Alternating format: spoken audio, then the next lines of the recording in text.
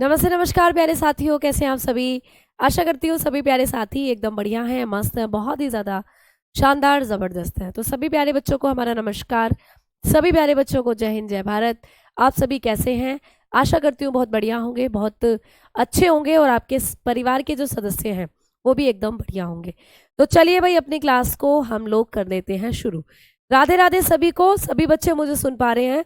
सभी बच्चों तक मेरी आवाज़ पहुंच रही है? कोई आवाज़ को लेकर, कोई क्लास को लेकर अगर इशू है तो जल्दी से बताओ, फिर उसके बाद मैं अपनी क्लास को करने वाली हूँ शुरू। तो भाई सभी बच्चों के कमेंट्स मेरे पास तक पहुंचने शुरू हो चुके हैं और आप लोगों का जो कमेंट्स है बिल्कुल मैं देख पा रही हूँ। Good morning. कौन बच्चा बोल रहा है भाई? अजय जी। शायद अभी उठे हो ना? सच सच बताना, अभी उठ के आए हो ना? तो जाओ, पहले नहाओ धो, मुंह खोलो और थोड़ी देर में फिर सो जाना क्योंकि थोड़ी देर में रात होने वाली है। तो भैया आप लोगों का अगर अब गुड मॉर्निंग हो रहा है तो गुड नाइट कब होगा मुझे समझ नहीं आ रहा। तो जागो, हमने कहावत जरूर सुनी है, तब जागो तब सवेरा। पर अब आप सिलेक्शन की तरफ बढ़ रहे हो, सिलेक्शन की तैयारी कर रहे हो, तो सुबह में ही होना चाहिए तुम्हारा सवेरा। ठीक है, तो सुबह कहा करो गुड मॉर्निंग, अब तो हो चलिए गुड इवनिंग। ठीक है, चलो बहुत बढ़िया, बहुत शानदार। आ जाओ बात करते हैं प्यारे बच्चे। अभी थोड़ी सर्दियां हैं इसलिए गुड इवनिंग है, और सर्दियां भी कहाँ, ऐसा लग रहा है सर्दियां तो बस tata bye bye see you कर चुकी हैं हमें। बाहर निकलकर ऐसा लगता है जैसे जनवरी चल ही नहीं रहा, ऐसा लगता है जैसे जुलाई की धूप में बैठे हुए हो। इतनी तेज धूप निकल रही है कि जनवरी तो लग ही नहीं रहा। 26 जनवरी तक हम लोग फॉग और ठंडी ठंडी हवाएं, शीत लहरें, इनके चपेट में रहते थे, लेकिन अब तो कुछ और ही नजर आ रहा है। तो ये सारा का सारा हमारा करा धरा ही है बेटा। हम जितने टेक्नोलॉजी के ऊपर डिपेंड होते जा रहे हैं, जो हमारा नेचर है वो उतना ही बिगड़ता जा रहा है।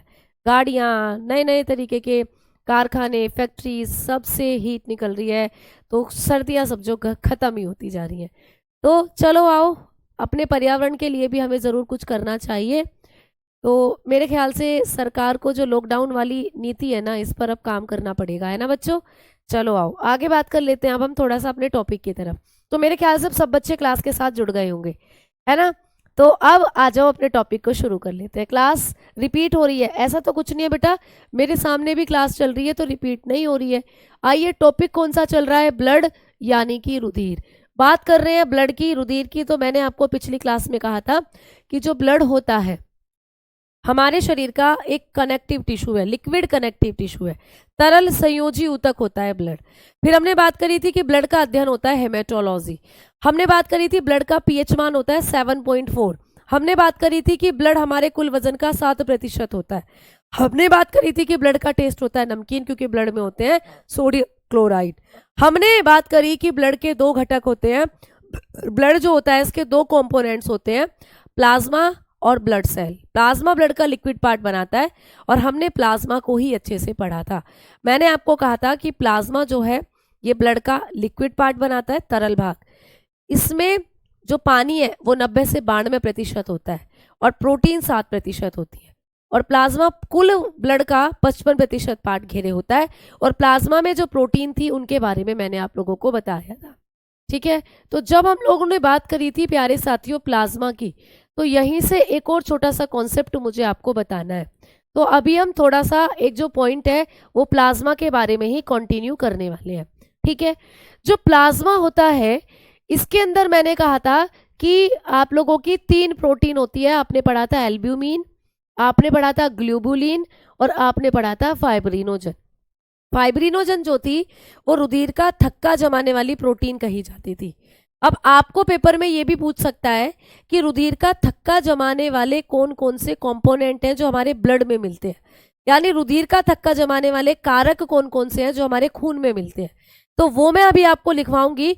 उससे पहले प्लाज्मा के बारे में एक पॉइंट लिखना है कि हमारे शरीर में जितने भी पोषक पदार्थ होते हैं, ठीक है, पोषक पदार्थ जो भी आप खाते हो, प्रोटीन खाते हो, आप खाते हो विटामिन, आप खाते हो कार्बोहाइड्रेट, मतलब जो भी न्यूट्रिएंट आप खाते हो, ठीक है, वो पोषक पदार्थ व हार्मोन जो आपके शरीर में प्यारे बच्चे हार्मोन बनते हैं, ठीक है, सभी प्लाज्मा में घुलनशील होते हैं।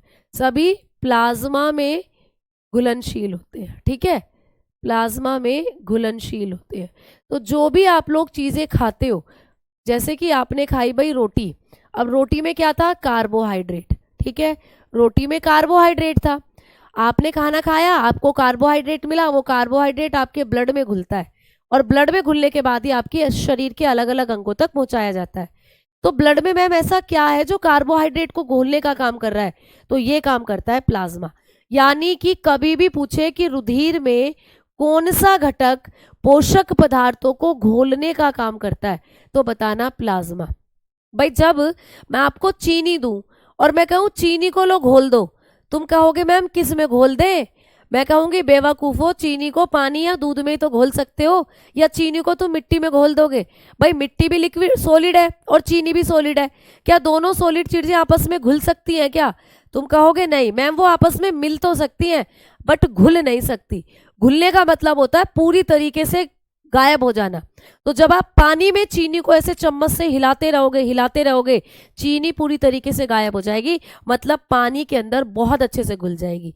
सेम वैसे ही जो आप पोषक पदार्थ खाते हो, न्यूट्रिएंट्स खाते हो, वो आपके ब्लड में जब घुलते हैं तो घुलने का काम कहाँ करते हैं? प्लाज्मा में। क्यों? क्योंकि प्लाज्मा ही है लिक्विड। भैया प्लाज्मा ही तो लिक्विड है, कोई भी चीज घुलती है तो लिक्विड में ही तो घुलती है। तो आपको ये क्वेश्चन बनता है कि हमारे रुधिर में वो कौन सा घटक है जो पोषक पदार्थों को घोलने का काम करता है? तो आंसर लगा के आते हैं प्लाज्मा। तो लिखेंगे न्यूट्रिएंट्स, इंग्लिश में लिख लीजिएगा न्यूट्रिएंट्स एंड हॉर्मोन्स। भाई आपके शरीर में ढेरों हार्मोन बन रहे हैं, वो भी आपके प्लाज्मा में घुले होते हैं। Hormones are dissolved in plasma. तो आपके प्लाज्मा में ही सारे पोषक पदार्थ और आपके प्लाज्मा में ही सारे हार्मोन घुले हुए होते हैं। बात आ गई ना समझ में आप लोगों को? क्लियर? मैम मैथ की रिकॉर्डेड क्लास नहीं आई बेटा आज वाली, हो सकता है प्रोसेसिंग में हो, आ जाएगी। ठीक है, आ जाएगी बेटा। चलो आ जाओ, आगे बात करते हैं।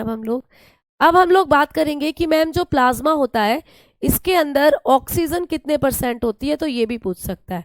तो लगभग आपके शरीर की 2% ऑक्सीजन जो होती है वो प्लाज्मा में ही घुली हुई होती है। ठीक है बेटा, तो मैंने यहाँ पे लिख दिया है कि 2% ऑक्सीजन जो है वो आप लोगों की किस में घुली हुई होती है? आप बताओगे प्लाज्मा में घुली हुई होती है।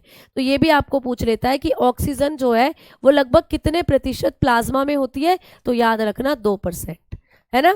आपके पूरे शरीर की 2% जो ऑक्सीजन है वो प्लाज्मा में ही घुली रहती है। मैम बाकी की कहाँ होती है? बाकी की आपके आरबीसी के अंदर जो हीमोग्लोबिन है उसमें होती है, जिसको अभी पढ़ोगे। ठीक है बेटा, तो ये 2 पॉइंट और आपको पढ़ने थे प्लाज्मा के बारे में। अब हम बात करने वाले हैं कि हमारे शरीर में जब रक्त का थक्का बनता है तो रक्त का थक्का जमाने वाले कारक कौन कौन से होते हैं। तो बेटा ये एक छोटा सा पॉइंट है जो आपको पेपर में आता है, रक्त का थक्का जमाने वाले कारक। ठीक है, आपको पूछा जाता है कि हमारे शरीर में रक्त का थक्का जमाने वाले कारक कौन से हैं? वाले कारक, ये भी क्वेश्चन आता है आपको पेपर में कि ब्लड क्लोटिंग फैक्टर्स कौन कौन से हैं हमारे शरीर में। ब्लड क्लोटिंग फैक्टर, ऐसे क्वेश्चन आ जाता है देखो कि निम्नलिखित में से कौन एक ब्लड क्लोटिंग फैक्टर नहीं है, ऐसे आ जाता है। अब जब आपको ये पता होगा कि कौन सा ब्लड क्लोटिंग फैक्टर है तभी तो आप पहचान पाओगे कि कौन सा नहीं है। तो बेटा जब आप लोगों को चोट लगती है, मान लो मैं बार बार बताती हूँ, ये मेरा हाथ है भाई, अरे भैया बहुत ही मोटी उंगली हो गई, ये मेरे हाथ की फिंगर्स है। ठीक है, इस तरीके से जब आप अपने हाथों की फिंगर्स को देखते हो तो आप लोगों को क्या होता है, मतलब मान लो मुझे लग गई है भाई, यहाँ पर घाव हो गया, चोट लग गई है अंगूठे में, अब खून निकल रहा है मेरा, ये निकल रहा मेरा ब्लड, अब ब्लड रोकना है मुझे, तो मेरे शरीर में कौन कौन से ऐसे कारक हैं जो इस ब्लड को रोकने का काम करेंगे, जो इस ब्लड को मेरे शरीर के अंदर ही रखेंगे, बाहर निकलने से इसको रोकेंगे। तो ये सब होता है बहुत सारे कारकों की उपस्थिति में। पहला ब्लड क्लोटिंग कारक होता है बेटा विटामिन के। आपको पेपर में आता है कि कौन सी विटामिन है जो रक्त का थक्का जमाने में मदद करती है, तो आप कहोगे विटामिन के होती है ये। तो विटामिन के आपको रक्त का थक्का जमाने में आवश्यक है। दूसरा होता है बेटा कैल्शियम। कैल्शियम का नाम सभी ने सुन रखा है। आपके खून में जो कैल्शियम है वो हड्डियों के लिए तो जरूरी है ही, साथ में रक्त का थक्का जमाने के लिए भी जरूरी है। ठीक है। तीसरा कारक कौन सा होता है, तो आपको पूछेगा प्रोटीन, कि बताओ कौन सी ऐसी प्रोटीन है जो रक्त का थक्का जमाने में हेल्प करती है। जल्दी बताओ सारे बच्चे, मैंने आपको पढ़ाई थी, मैंने आपको परसों की क्लास में बताया था कि एक प्रोटीन है हमारे शरीर में जो रक्त का थक्का जमाती है। जल्दी से आंसर करो सारे बच्चे। क्लास क्लियर नहीं चल रही, क्या दिक्कत आ रही है बेटा? क्लास में आपको क्या दिक्कत आ रही है? मैम आपको 3 ही उंगली है क्या? मुझे पता था, मुझे पता ही था कि तुम जरूर कुछ ना कुछ इसमें नकल उतारोगे। है तो मुझे 5 ही उंगलियां, एक अंगूठा है, मिलाकर 5 है पूरा, लेकिन डायग्राम में थोड़ा सा समझ लोगे। लो भैया एकदम परफेक्ट ही बनाओ भाई तुम्हें तो। ये लो,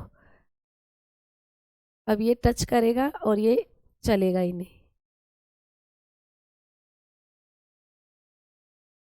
ये लो, मुझे सारी उंगलियां हैं, ये रहा मेरा हाथ, ठीक है। अब मान लो मेरे हाथ में ये चोट लग रही है और यहाँ से ब्लड निकल रहा है, आपको दिख रहा है ये चोट लग गई है, इस पूरी फिंगर में ब्लड निकल रहा है, उसको रोको।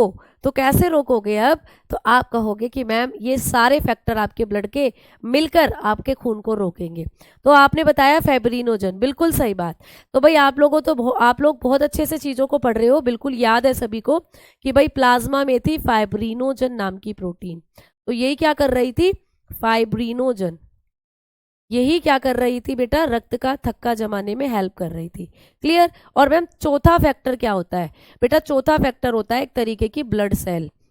एक ब्लड सेल भी है जो आपकी हेल्प करती है रक्त का थक्का जमाने में। एक रुधिर कोशिका भी है बेटा जो आपकी मदद करती है रक्त का थक्का जमाने में। और वो रुधिर कोशिका कौन सी है? आप लोग बताकर चलते हो प्लेटलेट्स, आप बताकर चलते हैं प्लेटलेट्स। तो ऐसे आपको पॉइंट्स हैं जो याद करने हैं। प्लेटलेट्स को हिंदी में कहते हैं बिंबाणु, बिंबाणु, ठीक है, इनको हिंदी में हम बिंबाणु भी कह देते हैं। तो ये 4 फैक्टर हैं जो एक साथ मिलकर आपके घाव से खून को निकलना बंद करते हैं। ये चारों फैक्टर आकर इकट्ठा हो जाते हैं घाव वाली जगह पर, ऐसे यहां इकट्ठा हो जाएंगे आकर और एक महीन जाल बुंदेंगे। उस महीन जाल को कहते हैं फाइब्रिन। क्या कहते हैं बच्चा? उसको कहते हैं फाइब्रिन। फाइब्रिन नाम का एक छोटा सा जाल यहां पर बुन जाएगा और यही जाल तुम्हें तो दिखाई नहीं देगा, लेकिन माइक्रोस्कोप में जब इसको देखोगे ना घाव को तब दिखेगा। तो एक नन्हा सा जाल सा यहाँ पर जाकर जम जाता है जो आपके खून को बाहर निकलना बंद कर देता है। तो ये होता है ब्लड क्लोटिंग फैक्टर। समझ में आई बात? तो ये होता है प्यारे बच्चे ब्लड क्लोटिंग फैक्टर, या ये होता है ब्लड क्लोटिंग। जब हमें चोट लगती है, उस चोट पर जो घाव है जिससे खून निकल रहा है, उस घाव के ऊपर हल्का सा फाइब्रिन नामक, फाइब्रिन क्या है? रेशे हैं, यानी छोटे छोटे तंतु, छोटे छोटे फाइबर है हमारे शरीर के अंदर, ये आकर जमा हो जाते हैं घाव पर और घाव ढक जाता है जिससे खून निकलना बंद हो जाता है। तो ये चारों फैक्टर एक साथ मिलकर काम करते हैं। तो इन चारों को ही कहते हैं ब्लड क्लोटिंग फैक्टर, ठीक है, यानी कि ब्लड क्लोटिंग फैक्टर इन चारों को कहा जाता है। इनमें से कोई सा भी एक आपको पूछता है कि कौन ब्लड क्लोटिंग फैक्टर नहीं है, तो इन चारों के अलावा जो ऑप्शन में हो उसको टिक करके आना फिर, ठीक है। समझ में आ गई आप लोगों को बातें? चले अब आगे, चलो आ जाओ, अब आगे बढ़ते हैं। अब चलते हैं आप लोगों की जो ब्लड के अंदर सॉलिड पार्ट थे उनकी तरफ। भाई मैंने कहा था रुधिर 2 चीजों से मिलकर बना है, प्लाज्मा जो कि आप पूरा पढ़ चुके हो, ठीक है, और दूसरी होती है ब्लड सेल। ब्लड सेल यानी कि सॉलिड पार्ट जो आपका बनाती है। तो आइए अब बात करते हैं हम लोग ब्लड सेल्स की। आ जाओ प्यारे बच्चों, बात करेंगे ब्लड सेल्स की, ठीक है, ब्लड सेल्स। क्लियर? जिसको हम लोग कहते हैं रुधिर कोशिका, जिसको हम लोग कहते हैं रुधिर कोशिका, ठीक है। अब बात करते हैं रुधिर कोशिका की, ब्लड सेल्स की। अब प्यारे बच्चों हम लोग बात करने वाले हैं। तो अब ब्लड सेल्स क्या होती हैं? मैम ये आपके ब्लड का या हमारे ब्लड का सॉलिड पार्ट बनाती हैं। आपको मैंने पिछली क्लास में भी बताया था कि ये क्या कर रही होती हैं? ब्लड का सॉलिड पार्ट बनाती हैं, ठोस भाग बनाती हैं, ठीक है, ठोस भाग बनाती हैं, ठीक है। आप लोग बताकर चलोगे कि हमारे ब्लड का क्या करती है? सॉलिड पार्ट बनाती है। मैम कितना पार्ट बनाती है? तो पूरे ब्लड का ये बना रही होती है 45% भाग, ठीक है। कितना एरिया कवर करती है? 45% भाग बनाती है बेटा। ये भी आपको पूछ सकता है कि हमारे ब्लड में सॉलिड पार्ट कौन बनाती हैं, तो बताना ब्लड सेल बनाती हैं, रुधिर कोशिकाएं। मैम ये रुधिर कोशिकाएं कितनी होती हैं? हमारे पूरे ब्लड का कितना पार्ट कवर करती हैं? बताना 45% भाग, ठीक है। 45% पार्ट क्या कर रही होती है, कवर करती है। क्लियर, कवर 45% पार्ट, ठीक है, पार्ट ऑफ ब्लड। क्लियर, तो आपके ब्लड का 45% पार्ट ये क्या कर रही होती है, कवर कर रही होती है। अब हम आगे बात करते हैं। अब आगे बात करेंगे और आपको यहां से पूछेगा कि बताओ बताओ जमूरो कि कितनी हमारी बॉडी के अंदर हमारी ब्लड सेल्स होती हैं। हमारी बॉडी में ये जो ब्लड सेल है कितनी है, तो कहोगे 3 होती हैं, 3। कौन कौन सी, आरबीसी जरूर नाम सुना होगा, डब्ल्यूबीसी जरूर ही सुना होगा, और प्लेटलेट, अभी बताया था ना, प्लेटलेट एक तरीके की ब्लड सेल होती हैं, ये लिखा हुआ है ना, जो रुधिर का थक्का जमाने में मदद करती हैं। तो ये सारी चीज़ें कहाँ हैं, ये तुम्हारे ब्लड की तो है सारी चीज़ें, ये सब तुम्हारे ब्लड में ही पाया जाता है। विटामिन के तुम्हारे ब्लड में है, कैल्शियम तुम्हारे ब्लड में है, फाइब्रिनोजन तुम्हारे ब्लड में ही है, भाई प्लाज्मा में है, लेकिन प्लाज्मा भी तो ब्लड में ही है ना, और बेटा प्लेटलेट्स, ठीक है। तो कुल मिलाकर आपका जो ब्लड है, इसमें ये जो ब्लड सेल्स होती हैं ये कितनी होती हैं, आपको पूछा जाए तो आप कहोगे ये 3 प्रकार की होती हैं। भाई ये 3 होती हैं हमारी बॉडी के अंदर जो ब्लड सेल होती हैं। कौन कौन सी होती हैं, तो लिखेंगे होती हैं आरबीसी, ठीक है, आरबीसी। मैम आरबीसी की फुल फॉर्म, तो लिखेंगे red blood cell, red blood cell. RBC होती है हमारी रेड ब्लड सेल, जिनको कहते हैं लाल रुधिर कोशिका। क्या कहेंगे भाई, मेरे साथ साथ बोलो, लाल रुधिर कोशिका। अब दोबारा से कोई कभी नहीं पूछेगा मुझसे कि मैम आरबीसी की फुल फॉर्म क्या होती है। अब मैं इनको इतना लंबा नहीं लिखूंगी रेड ब्लड सेल, मैं आरबीसी ही यूज करूंगी अब आगे शब्द। अब आपने समझ लिया कि आरबीसी की फुल फॉर्म होती है रेड ब्लड सेल, है ना। डाउट ग्रुप चलाओ नहीं होता, चालू नहीं होता मैम। बेटा डाउट ग्रुप ना रात को 8 से 10 के बीच में ही ओपन होता है, तो 2 घंटे के लिए खुलता है वो, और उन 2 घंटे में आप केवल 2 ही मैसेज कर सकते हो, यानी 1 घंटे में 1 ही मैसेज कर सकते हो, ठीक है। क्लियर। अब प्रदीप जी बोल रहे हैं कि मैम समझ में नहीं आ रहा। अब मुझे बता दो प्रदीप जी कि क्या समझ में नहीं आ रहा, आपको क्या समझ में नहीं आ रहा। हड्डियों में दर्द क्यों होता है, हड्डी में दर्द हो सकता है कैल्शियम की कमी से, विटामिन डी की कमी से, ठीक है। तो हड्डियों में दर्द विटामिन डी और कैल्शियम की कमी से हो सकता है, ठीक। क्लियर। अच्छा थम्स अप करो, कितने बच्चों को चीजें समझ में आ रही है। आपने शायद प्रदीप पिछली क्लास को अटेंड नहीं करा था, इसलिए आप चीजों को समझ नहीं पा रहे हो। हमने पिछली क्लास में प्लाज्मा के बारे में पढ़ी थी चीजें। मैंने बताया था कि प्लाज्मा ब्लड का लिक्विड पार्ट है, और लिक्विड पार्ट है तो प्लाज्मा में घुलते हैं सारे पोषक पदार्थ आपके खून में, और प्लाज्मा ही घोलने का काम करता है हार्मोन को भी। तो वही छोटा सा कॉन्सेप्ट कि हमारे खून में जो पोषक पदार्थ हैं वो कहाँ घुलते हैं, और जो हार्मोन है वो कहाँ घुलते हैं, तो आपने कहा प्लाज्मा में घुलते हैं। क्यों घुलते हैं, क्योंकि प्लाज्मा ही तो है लिक्विड, लिक्विड में ही तो कोई चीज घुलती है। और प्लाज्मा में मैम ऑक्सीजन कितने % होता है, तो बताना 2% होता है ऑक्सीजन प्लाज्मा में। फिर हमने बात करी थी कि मैम हमारे खून में वो कौन कौन सी चीजें हैं जो रक्त का थक्का बनाने में मदद करती हैं। पूरे खून में बता दो, पूरे खून में से एक बार ये बता दो कि कौन कौन रक्त का थक्का जमाने में मदद कर रहा है। तो ये सारी जो 4 चीजें लिखवाई हैं ये रक्त का थक्का जमाती हैं। रक्त का थक्का जमना क्या होता है, जब भी तुम्हारे किसी भी बॉडी के अंदर चोट लगती है खून निकलता है। मान लो सर फूट गया, यहाँ से सर फूट गया तो खून निकलेगा, कहोगे ओहो भैया खून निकल गया है तेरा, तो तुम कहोगे चलो इसे रोकते हैं, चलो डॉक्टर के पास चलते हैं। जब तक डॉक्टर के पास जाओगे तब तक देखना थोड़ा थोड़ा खून कम हो जाएगा निकलना। तो वो खून का थक्का जमना जरूरी है जब चोट लगती है। क्यों, क्योंकि सारा खून बाहर आ जाएगा फिर अगर खून का थक्का नहीं जमेगा। तो मैम ऐसा कौन कौन है जो खून का थक्का जमाता है, विटामिन के जमाती है, कैल्शियम, प्रोटीन है, फाइब्रिनोजन और प्लेटलेट। ये सारे एक साथ इकट्ठा होकर घाव की जगह आ जाते हैं और घाव पर एक फाइब्रिन, एक जाल बना लेते हैं। यही जाल सा आपके घाव को ढक देता है जिससे खून बाहर निकलना बंद हो जाता है। इसी प्रोसेस को कहते हैं ब्लड क्लोटिंग, रक्त का थक्का जमना। ये बात हमने बताई है आप लोगों को, ठीक है। फिर हमने बात करी है, अब प्लाज्मा हो गया खत्म, आधा आज बता दिया, आधा पिछली क्लास में बता दिया था। अब बात कर रहे हैं ब्लड सेल की। ब्लड सेल आपके ब्लड का ठोस भाग बनाती है प्यारे बच्चे।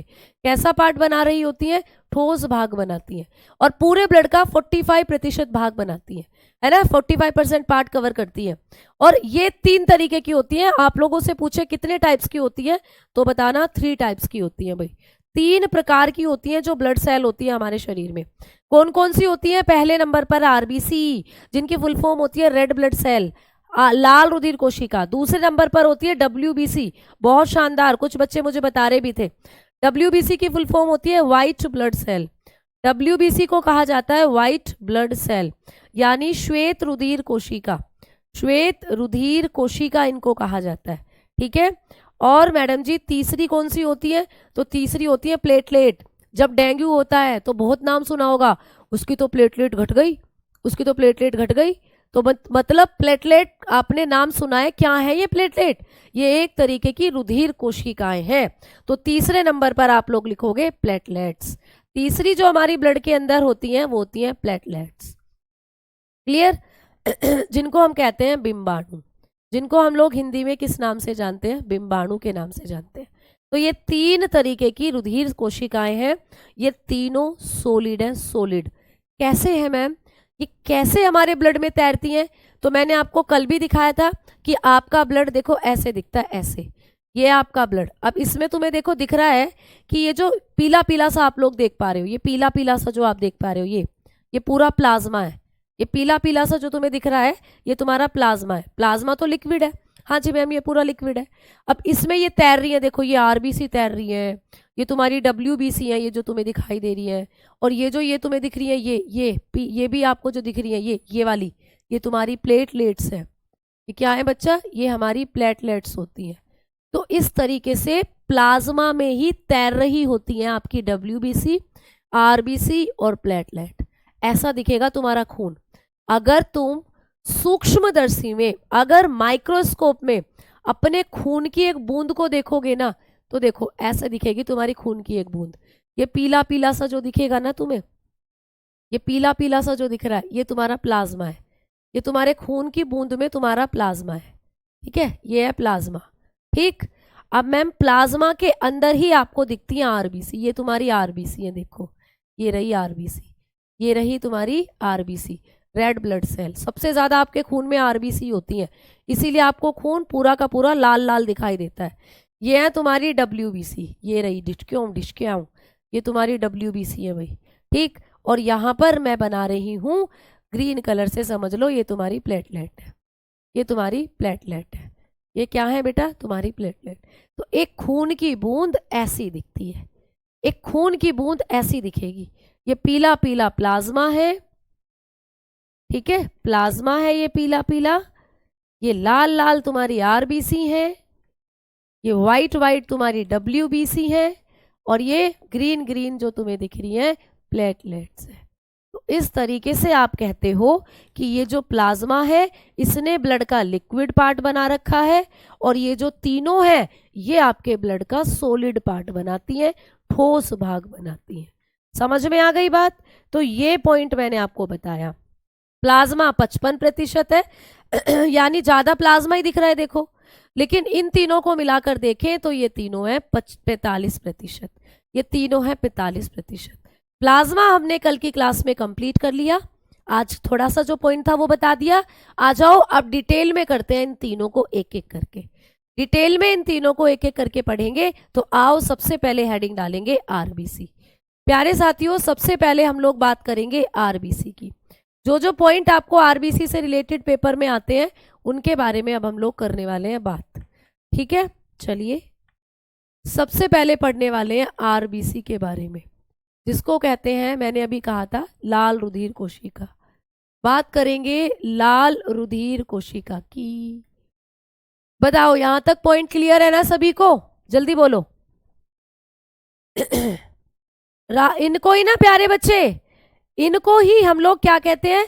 रेड ब्लड सेल और रेड ब्लड कार्पेसल्स के नाम से जानते हैं, ठीक है। इन्हीं को कहा जाता है रेड ब्लड सेल, और इन्हीं को कहा जाता है प्यारे बच्चे रेड ब्लड कार्पेसल्स। तो चाहे कार्पेसल्स बोल दो या सेल्स बोल दो, चाहे इनको आप लोग लाल रुधिर कोशिका बोल दो या लाल रुधिर कणिका बोल दो, है ये सेम ही बात, ठीक है। समझ में आ गई बात? आ जाओ अब हम लोग बात कर रहे हैं RBC की। सबसे पहले आपको पॉइंट आता है पेपर में कि जो RBC होती है इनका वैज्ञानिक नाम क्या होता है या इनका रासायनिक नाम क्या होता है, केमिकल नेम। चलिए बात करते हैं RBC का केमिकल नेम, आपको पूछेगा रासायनिक नाम।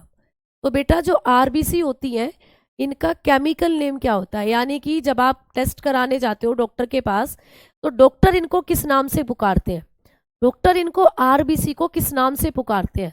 कई बार देखना, जब हम कोई रिपोर्ट कराते हैं अपनी, जैसे खून की जांच कराते हैं, तो उसमें लिखा होता है टोटल एरिथ्रोसाइट। एरिथ्रोसाइट मतलब आरबीसी, मतलब आरबीसी तो हम नॉर्मल भाषा में बोलते हैं, लेकिन वैज्ञानिक रूप से, केमिकल रूप से जो इनका नाम है वो होता है, आप बताते हो एरिथ्रोसाइट। तो ये आपको पूछा जाता है पेपर में कि एरिथ्रोसाइट किसका केमिकल नेम है, आप बताएंगे आरबीसी का। ठीक है, आप बताते हो कि एरिथ्रोसाइट जो होती है ये किसका नाम है, आप बताओगे आरबीसी का। ठीक है,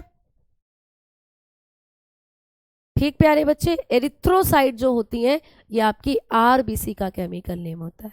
चलो आओ अगला पॉइंट कि मैम आरबीसी हमारे शरीर में कितनी होती है, भाई इनकी मात्रा कितनी होती है हमारे शरीर में। तो आप लोग बताओगे, मैंने आपको अभी भी कहा कि ये हमारे खून में सबसे ज़्यादा होती है। अगर हम अपने खून की बात करते हैं तो आपके खून में आपकी जो आरबीसी है वो सबसे ज़्यादा होती है।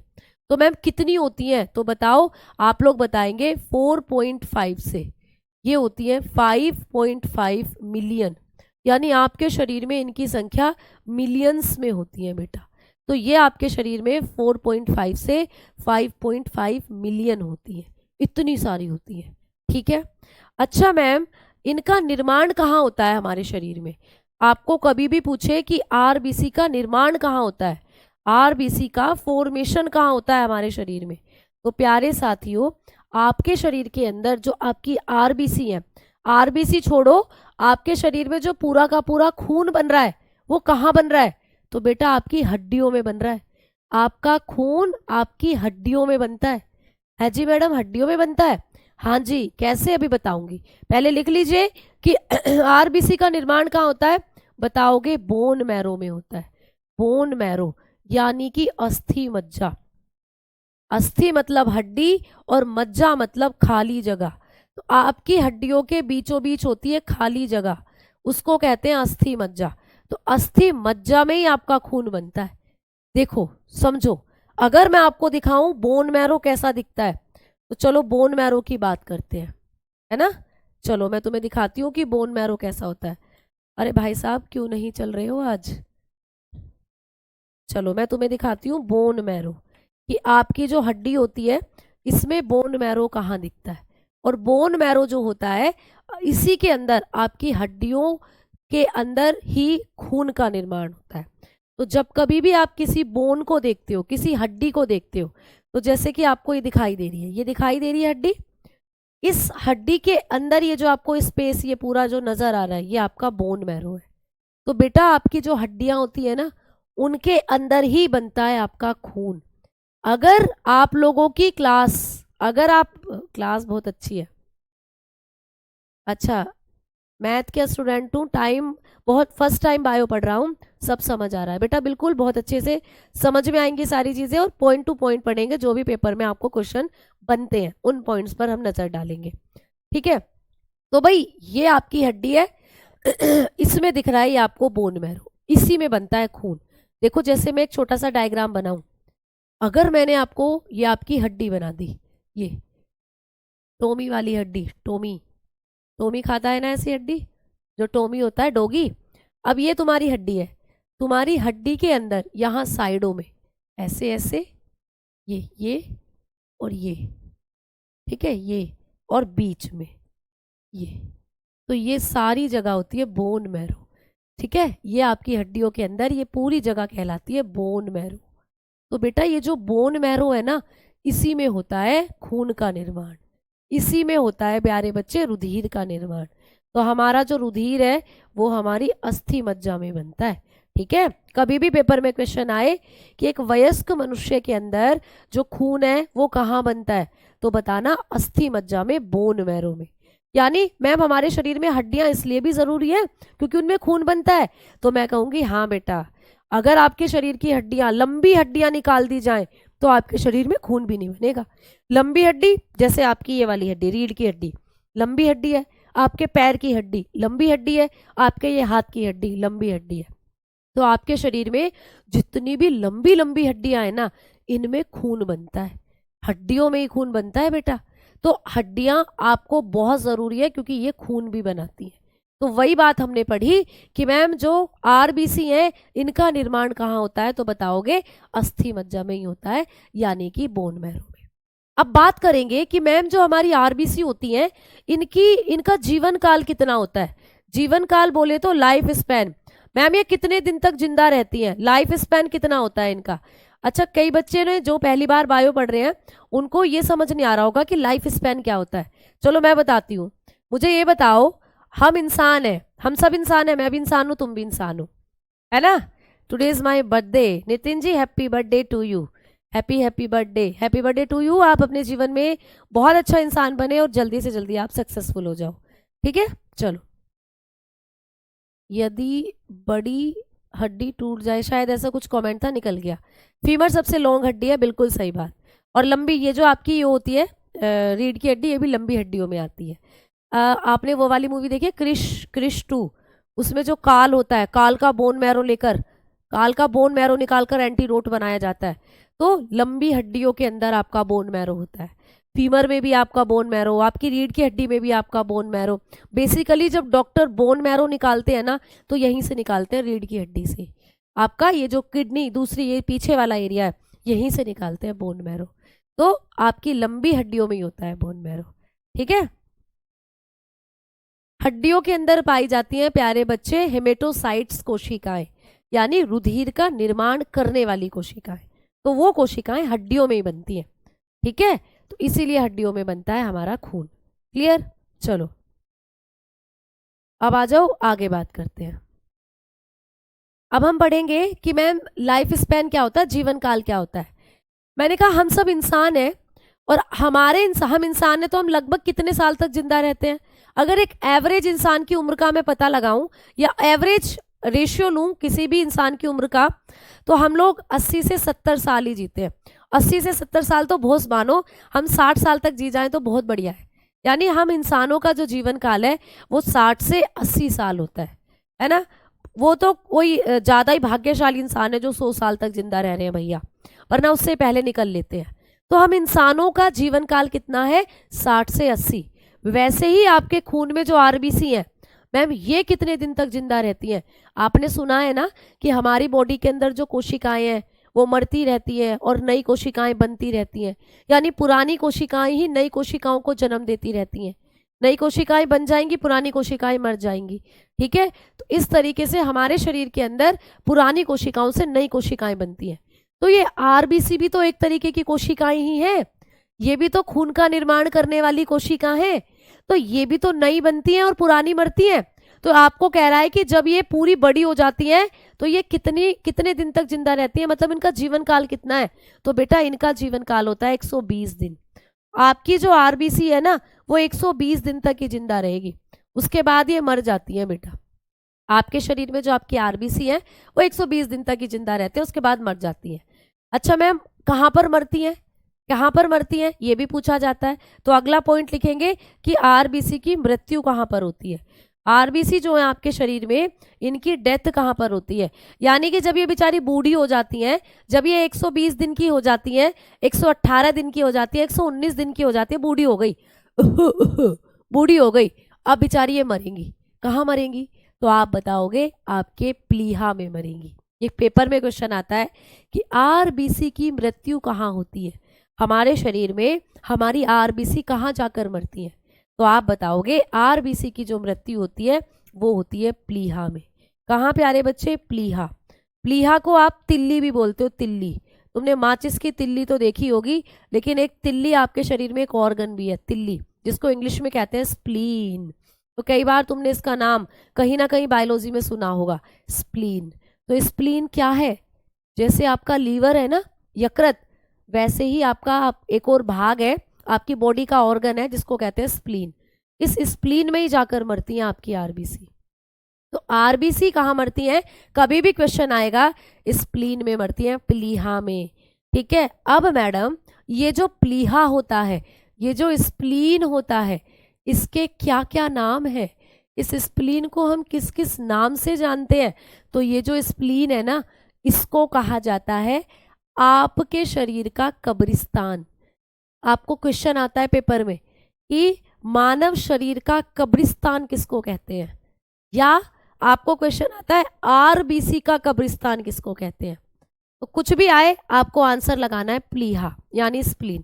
तो इसको कहा जाता है आरबीसी का कब्रिस्तान। लिख लेंगे आरबीसी का कब्रिस्तान। ये कब्रिस्तान है बेटा आरबीसी का। कब्रिस्तान तो जानते हो ना क्या होता है कब्रिस्तान? जहां पर मुर्दों को दफन किया जाता है ना। तो वैसे ही जब आपकी आरबीसी मुर्दा हो जाती है, आपकी आरबीसी मर जाती है, तो वो कहाँ दफन होती है? इसी में दफन होती है, स्प्लीन में। तो आरबीसी की मृत्यु कहाँ होती है? स्प्लीन में होती है। इसीलिए इसको कहते हैं आरबीसी का कब्रिस्तान, यानी इसको कहा जाता है ग्रेवयार्ड ऑफ आरबीसी। ठीक है, इसको कहते हैं that is cold graveyard of RBC. तो ये क्वेश्चन आता है पेपर में कि आरबीसी का कब्रिस्तान या शरीर का कब्रिस्तान किसे कहते हैं? प्लीहा को। अच्छा मैम, इसका दूसरा नाम क्या है? इसे ही कहा जाता है आपकी बॉडी का ब्लड बैंक। इसी को कहते हैं शरीर का रुधिर बैंक। ये भी क्वेश्चन आता है कि मानव शरीर का रुधिर बैंक किसको कहते हैं? इसी को कहते हैं बेटा। ठीक है, तो इसी को हम हमारे शरीर का रुधिर बैंक भी कहते हैं। तो ये भी क्वेश्चन आता है। इसी को कहा जाता है blood bank of the body.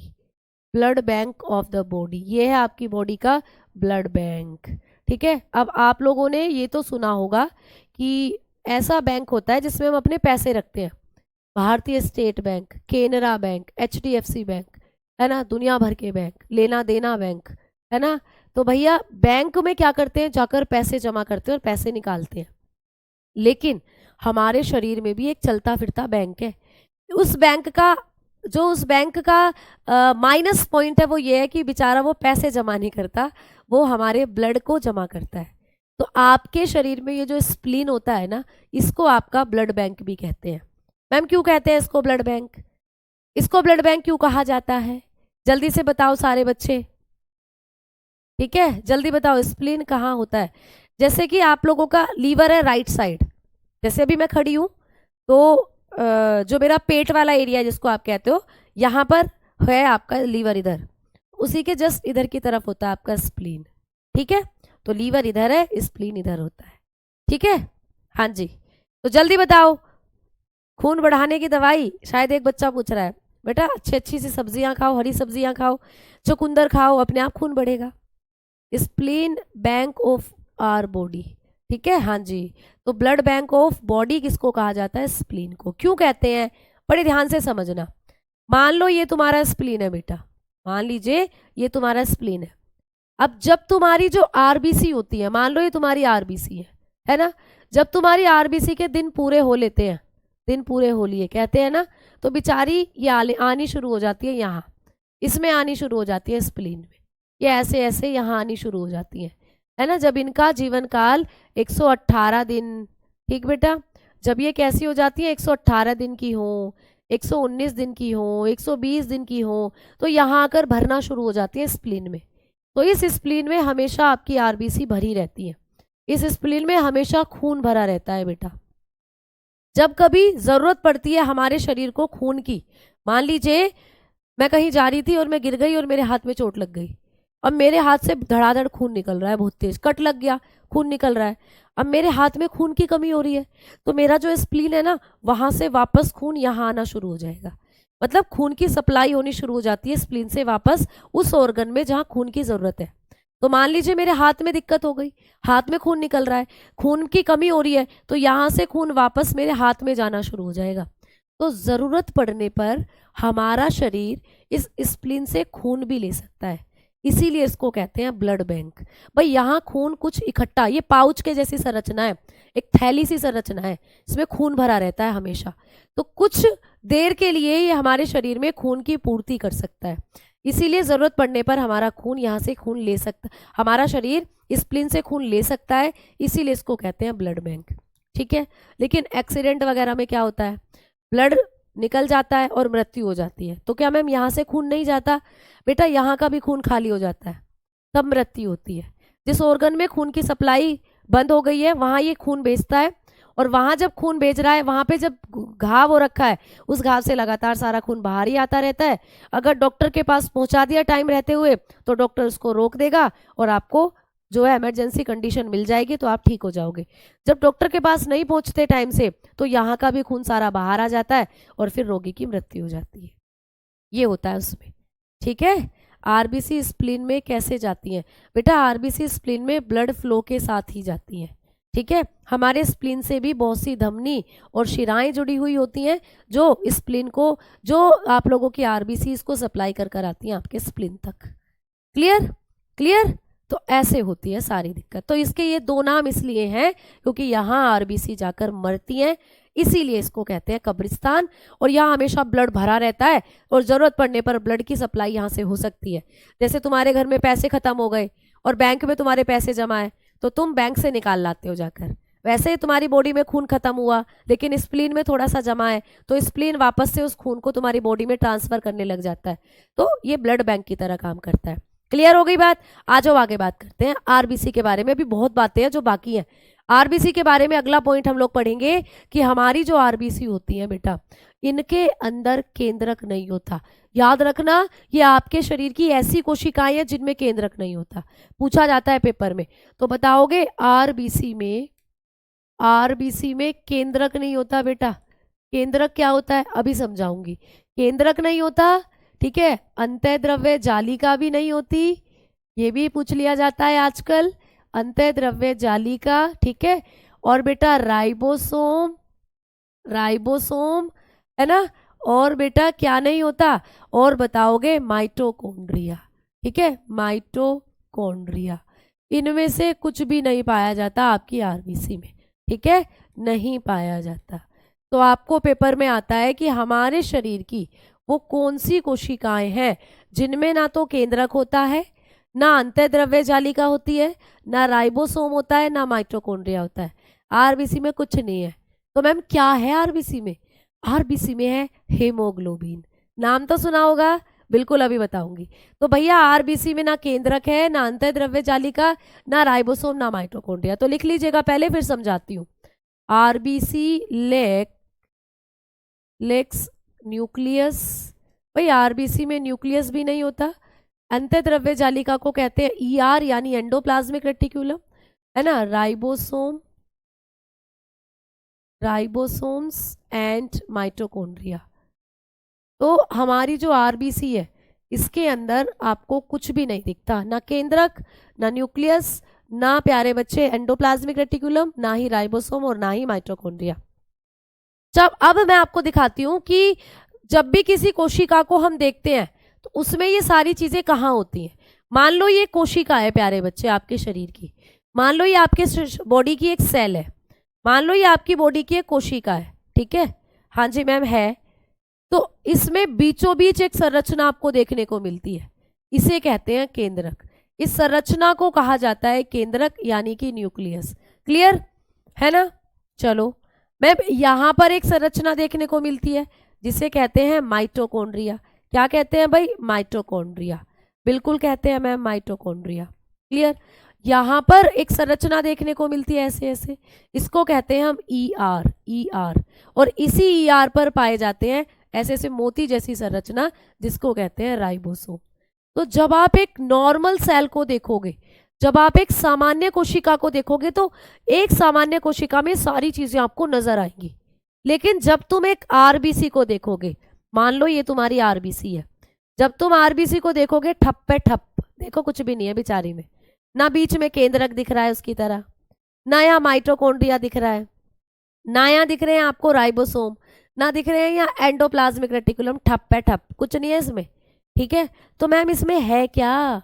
इसमें बैठा हुआ है हेमोग्लोबिन, इसमें बैठा हुआ है हेमोग्लोबिन। तो आपकी आरबीसी ऐसी कोशिकाएं हैं जिनमें ना तो केंद्रक है, ना अंतःद्रव्य जालिका, ना राइबोसोम, ना माइटोकॉन्ड्रिया, कुछ नहीं है। मैम क्या है? इसमें ये बैठे हुए हैं महाराज जी बैठे हुए हैं इसमें, हेमोग्लोबिन, महाराज जी हेमोग्लोबिन बैठा हुआ है इसमें। हेमोग्लोबिन ने सबको भगा दिया, हेमोग्लोबिन ने कहा जाओ सब भागो यहाँ से, मैं देख लूंगा अपने आप, सब कुछ मैं देख लूंगा। तो इसमें बैठा हुआ है ये हेमोग्लोबिन। तो आपकी आरबीसी के अंदर कौन सा वर्णक पाया जाता है? तो बताओगे हीमोग्लोबिन पाया जाता है ना। आपकी आरबीसी के अंदर एक पिगमेंट है जिसको कहते हैं हीमोग्लोबिन। अभी इन भाई साहब के बारे में बात करेंगे हम, है ना। स्प्लीन कहाँ पाई जाती है बेटा? जैसे ईआर की फुल फॉर्म होती है एंडोप्लाज्मिक रेटिकुलम। ये आप जब मैं आपको कोशिका वाला चैप्टर कराऊंगी वहां डिटेल में कराऊंगी, अभी आप इसको शॉर्ट में याद रखो क्योंकि अभी हम कोशिका वाला चैप्टर नहीं पढ़ रहे हैं। वहां इन सब नामों को डिटेल में आप करोगे कोशिका वाले चैप्टर में, ठीक है।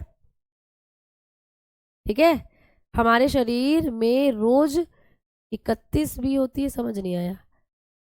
चलो चलो चलो चलो, बहुत बढ़िया बेटा। दिल्ली पुलिस का डाउट ग्रुप ओपन है, रात को 8 से 10 के बीच में खुलता है। अभी नहीं खुलेगा, अभी नहीं खुलेगा। अब बहुत से बच्चों के मन में जिज्ञासा उत्पन्न हो रही है, ये हीमोग्लोबिन बताओ, हीमोग्लोबिन। थमो, थोड़ा सा रुको, इन भाई साहब जी को भी पढ़ेंगे, इनको छुट्टी पे रहने दो, अभी थोड़ा सा इनके बारे में अभी पढ़ाऊंगी। अभी पहले इस कॉन्सेप्ट को तो क्लियर कर लो। आरबीसी में ना केंद्रक है, ना अंतःद्रव्य जालिका, ना राइबोसोम, ना माइटोकॉन्ड्रिया। तो मैम क्या कोई इस संसार में ऐसा भी जानवर है जिसकी आरबीसी में हमें सब देखने को मिलता है ना भैया। दुनिया अपवादों से भरी पड़ी है, तो ऐसे भी अपवाद आपको देखने को मिल जाएंगे। तो पेपर में पूछेगा बताओ वो कौन से जानवर हैं, कौन से जंतु हैं जिनकी आरबीसी में केंद्रक होता है, जिनकी आरबीसी में राइबोसोम, माइटोकॉन्ड्रिया सब होता है। तो बताना ऊंट और लामा। ऊंट के बारे में तो सुना है ना, उसके साथ ही है एक और लामा। तो आप यहाँ एक अपवाद कर कर लिखोगे कि ऊंट और लामा जो होता है उसकी आरबीसी में केंद्रक होता है, ठीक है। तो भैया अपवाद भी साथ में करने हैं हम लोगों को, अपवाद पर तो दुनिया चलती है। तो नोट कर कर लिखना है कि ऊंट और लामा जो होता है, ऊंट व लामा, ऊंट और लामा की आरबीसी, ठीक है, ऊंट और लामा की आरबीसी में केंद्रक होता है, केंद्रक पाया जाता है। तो ये आपको पूछेगा पेपर में कि निम्नलिखित में से किस जंतु की आरबीसी में केंद्रक पाया जाता है। आप ऑप्शन पढ़ोगे, ऑप्शन दे दे, अभी मैं आपको क्वेश्चन दूंगी, आपको करना है, ठीक है। तो पहले लिख लो, तो लिखेंगे camel and llama have nucleus in their RBC, ठीक है, इन देयर आरबीसी।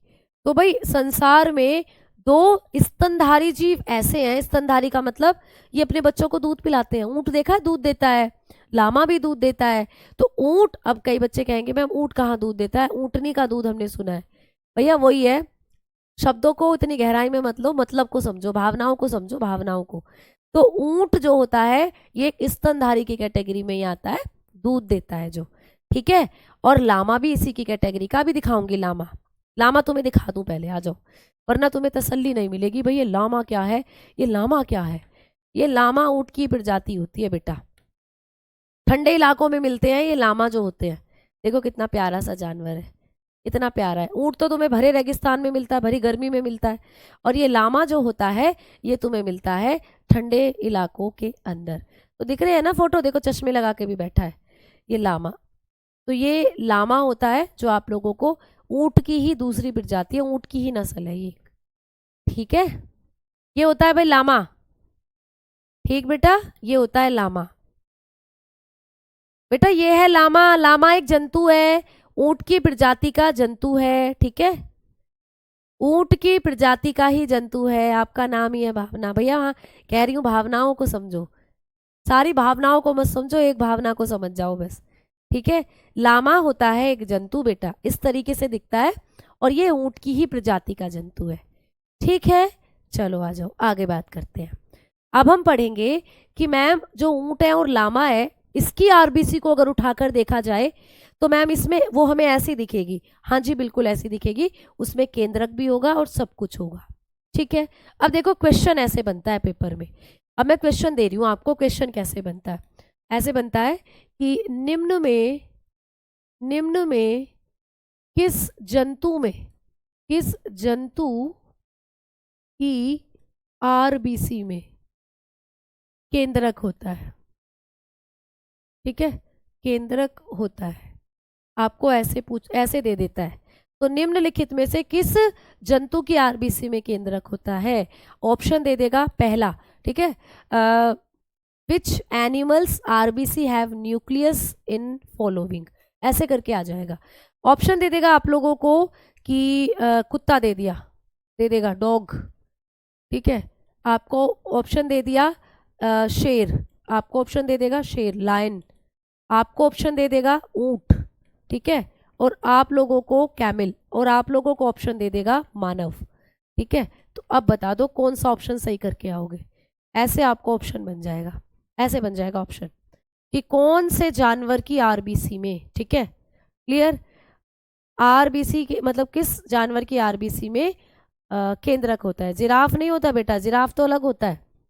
तो आप लोग यहाँ आंसर कौन सा लगा के आओगे बताओ, तो आपको ऐसे टिक करके आना है ऊंट, है ना। अच्छा मैम ये सारी की सारी प्रजाति कौन से जानवरों की है, ये सब के सब स्तनधारी जीव है बेटा, ये सब के सब स्तनधारी जीव है, ये सारे मैमल हैं। मतलब आप देखते हो ना ये सब अपने बच्चों के लिए दूध बनाते हैं। डोगी का बच्चा, डोगी अपने बच्चे को दूध पिलाती है, शेरनी अपने बच्चे को क्या करती है, बचपन में जब उसका कब होता है तो दूध पिलाती है, बाद में तो वो मांस खाना शुरू करता है, शुरू में तो दूध पीता है। ऊंट अपने बच्चे को दूध पिलाता है, और हम इंसान भी अपने बच्चों को दूध पिलाते हैं। तो ये सब आते हैं मैमल की कैटेगरी में, स्तनधारी की कैटेगरी में। अब कैमल भी तो एक स्तनधारी है ना, तो थोड़ा सा क्वेश्चन ऐसे भी आ जाता है कि कौन सा स्तनधारी है जिसकी आरबीसी में केंद्रक होता है। तो आप तब भी आंसर बता के चलते हो ऊंट या फिर लामा, तब भी बताकर चलते हो ऊंट या फिर लामा, ठीक है, समझ में आ गई बात। चलो बहुत बढ़िया, अब आ जाओ चलते हैं वापस से, आरबीसी के बारे में पढ़ रहे थे तो आरबीसी के ही और फैक्ट पढ़ते हैं कि क्या क्या पेपर में आते हैं। बेटा आरबीसी जो होती हैं आप लोगों की, इनके बारे में अगर हम लोग बात करते हैं तो मैम ये कैसी दिखती है, मैंने आपको कहा ही एल्पेनलीबे टॉफी की तरह दिखती है ये आरबीसी, ये होती है आपकी आरबीसी। तो इनकी शेप भी पूछी जाती है पेपर में, आपको आता है कि आरबीसी का आकार कैसा होता है। तो आरबीसी होती है बाय कॉनकेव शेप की, दिखा हुआ है, लिखा हुआ है बेटा, आरबीसी की शेप होती है उभयोत्तल। तो ये भी पॉइंट आपको पेपर में आता है कि आरबीसी का आकार कैसा होता है। तो चलिए बात करते हैं, अगला पॉइंट लिखेंगे आरबीसी का आकार, आरबीसी का आकार कैसा होता है आपको पूछता है, ठीक है। Size of shape of RBC आपको पूछता है, शेप ऑफ आरबीसी, आरबीसी की शेप पूछता है आप लोगों को। तो आप लोग आंसर करके आते हो कि जो आरबीसी होती है इनकी जो शेप होती है वो होती है उभयोत्तल, ठीक है, उभयोत्तल होती है बाय कॉनकेव, बाय कॉनकेव मतलब बीच से पिचकी हुई सी होती है आरबीसी, अभी दिखाया था ना, बाय कॉनकेव होती है इनकी शेप, देखो ये लग रही है ना जैसे बीच से पिचक रही हो, ये देखो बीच से पिचकी पिचकी सी होती है जो आरबीसी होती है। तो आरबीसी की शेप होती है बाय कॉनकेव, ये भी पूछा जाता है, ठीक है, क्लियर। पीडीएफ नहीं खुल रही है, एक बार देखना अच्छे से, ट्राई करो बेटा, हो सकता है अभी कुछ इशू आ रहा हो, थोड़ी देर में खुल जाएगी, ठीक है, थोड़ी देर में ओपन हो जाएगी। अच्छा मैम डाउट नहीं देख रही हो आप, सुरेंद्र जी बिल्कुल मैं आपको देख रही हूँ डाउट, जब कमेंट्स आपके स्क्रॉल होते हैं और जो कमेंट आंखों के आगे आता है उसका रिप्लाई बिल्कुल करने की कोशिश करते हैं, ठीक है बेटा। चलो चलो बताओ जल्दी से क्या डाउट है आप लोगों के, एमसीक्यू भी प्रोवाइड कर दीजिएगा बेटा, बिल्कुल कर देंगे, हाँ जी टाइम हो चला है बिल्कुल। चलो अब थोड़ा सा एक पॉइंट मैंने आपको कहा कि आरबीसी जो होती हैं इनकी जो शेप होती है वो बाय कॉनकेव होती है, उभयोत्तल होती है। कल की क्लास में मैं आप लोगों को जो आरबीसी होती है बेटा इनका फंक्शन बताऊंगी, आरबीसी का कार्य, तो आप लोग हेडिंग डालकर छोड़ेंगे आरबीसी का कार्य क्या होता है, ये कल की क्लास में हम पढ़ेंगे, ठीक है। कल की क्लास में मैं आपको पढ़ाऊंगी फंक्शन ऑफ आरबीसी, ठीक है, फंक्शंस ऑफ आरबीसी, आपकी जो आरबीसी है ये क्या काम करती हैं कल की क्लास में हम ये करेंगे, ठीक बेटा। अच्छा जैसे अभी मैंने कहा कि आरबीसी का जो आकार है वो उभयोत्तल होता है, ऑलमोस्ट साइज पूछ ले कितना होता है, साइज कितना होता है भाई, ऑलमोस्ट रेंज कितनी है, तो बताकर चलते हो 7.5 माइक्रोन के आसपास होती है आपकी आरबीसी का जो साइज होता है, ठीक है, इतना साइज आप मान सकते हो, क्लियर बेटा। चलो तो कल की क्लास में अब हम, कल तो सैटरडे है, सैटरडे में आपकी क्लास नहीं चलती है, आप लोगों का जो भी क्लास है पूरा यो यकीन बैच है, उसमें जो क्लासेस का टाइमिंग रखा गया है वो मंडे से फ्राइडे ही रखा गया है। तो अभी तक आपने जितना साइंस पढ़ा है उसको आप रिवाइज कर लेंगे अच्छे से। और कल मेरी यूट्यूब पर एसएससी जीडी के लिए एक वन शॉट क्लास है, जिसमें मैं कंप्लीट बायोलॉजी को कराने वाली हूँ एक ही क्लास के अंदर। मतलब कंप्लीट बायोलॉजी के इंपॉर्टेंट पॉइंट्स मैं कराने वाली हूँ आप लोगों को एक ही क्लास में। दोपहर 1 बजे से वो क्लास है, चाहो तो उसके साथ जुड़ सकते हो प्यारे बच्चों आप, ठीक है। चाहो तो उसके साथ आप लोग जुड़ सकते हो। क्लियर। तो कल मेरी वन शॉट क्लास है 1 बजे से, तो इसलिए भी अगर मैं कल आपकी क्लास लेना चाहूँ तो भी नहीं ले पाऊंगी, क्योंकि वो क्लास थोड़ा सा लंबा चलेगी। तो कल वन शॉट के साथ आप जुड़ सकते हो, जिसमें आपकी बायोलॉजी के बहुत से कॉन्सेप्ट हैं जो आप वहां से सीख सकते हो इन शॉर्ट। ठीक है। तो मिलते हैं कल वन शॉट में। अगर आप जुड़ना चाहते हो तो बिल्कुल। तब तक के लिए जय हिंद, जय भारत, नमस्कार।